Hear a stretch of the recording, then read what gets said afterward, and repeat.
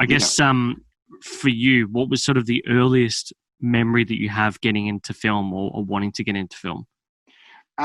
It's funny. It's actually been brought up a couple of times in the past like month. Is the way I think it all started from just like me watching like Star Wars, and Star Wars was a big one for me. Okay. And I had like the Star Wars trilogy in the little black box with Darth Vader on the front. And there was always on the DVD, there's always the bonus, the extras, and the behind the scenes. And like I always found that so much more interesting than the actual films. Like Really? seeing how they made, like, especially like the one thing that sticks to me today and blew my mind was the sound of the lightsaber. And like in A New Hope, the sound of a lightsaber it's the mix between a vacuum cleaner and a highway in Los Angeles.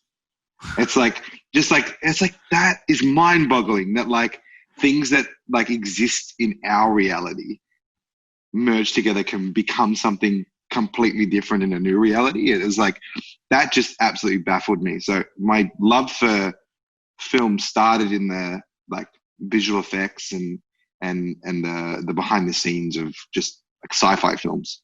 Did you find that as a kid you were always really intrigued by stories? Yeah, I was always the kid who was like always creating shit. I was a bit of a weird unit. I like was always making stuff and always wanting to like play like make believe and shit like that. And like all like the friends that I grew up with on my street, you would just see us in our front yards, just like almost like acting out like films and stuff. So there was always this element of like wanting to tell a story. And it also came from me like as a younger kid, I like always wanted to hang around with older people because I found the shit that they were talking about so interesting. Yeah. It's like, I was like, whatever you're talking about, that's so much more interesting than what the 11-year-old I'm hanging out with is talking about. Yeah. You got more experience. Yeah. Like, I want to be involved in that conversation. So yeah, it was very similar for myself. I always used to sit at like, my favorite thing still to this day is sitting at a family table with like 12 people and seeing the different conversations. And the best moment is when everyone goes hush and one person is talking. Yeah. I feel like in that Mediterranean part of the world, that is a big thing. And for me, it was like seeing my grandpa tell stories. I remember he used to tell me a lot of like mythology stories. Yeah. And I used to be blown away by it. Like it's all utter bullshit. But the point is that like it was fascinating as hell when you're a kid. I think it is because like those are stories that have been like either passed down or things that you've just like, you know, someone who's lived like, you know, 70, 80 years, like they've seen some shit. So it's like, you know, whether it's like not worth listening to or not, you still get so much out of it, regardless of the content.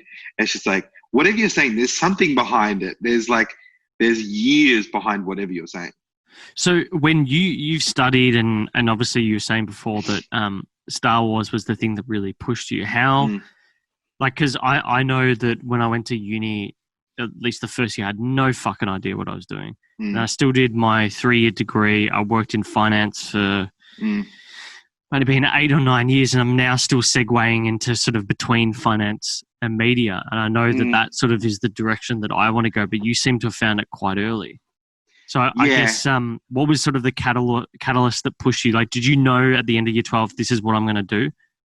Well, I knew before the end of year 12, and that actually like kind of fucked me up for a little bit because I basically had my mind set on studying film in New York.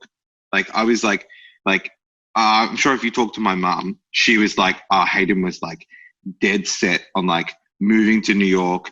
I was like constantly on calls with a friend of mine who was living in LA at the time. And he just moved over to study film.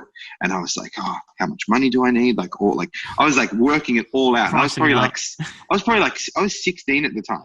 And I'm like working out how I'm going to move to fucking New York. And I was like, and that like got my head such in a zone that I actually I dropped out of year 12. So I didn't finish high school. Because I'd moved high schools as well. I went to Brunswick Secondary and then I went to Coburg. And yeah, there's a whole thing about how the learning there kind of impacted the way that I kind of viewed education as a whole. But yeah, it kind of fucked me up. So I didn't end up finishing high school. I dropped out like 3 months before exams. And I kind of just like sat around while all my mates were stressing and like trying to finish their exams. And then I only got into uni because I was like, everyone around me was kind of like, you got to do something. Like you just need a bit of a boost, like a kickstart. And I ended up going, at the time I was still making stuff. I was like shooting little documentaries and like just shooting whatever I could. Can you remember something that you shot back then? Yeah. So one of the first things I shot, I'll send it to you, but you're not allowed to send it to anyone else. Show notes, guys.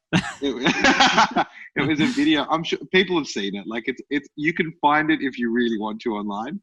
Okay. But it's like, you know, like I used to be really into visual effects, and I did this thing with my brother when I tried to shoot an apple off his head with like a prop gun, and I ended up like killing my brother. And it's so bad and so fucking cringe.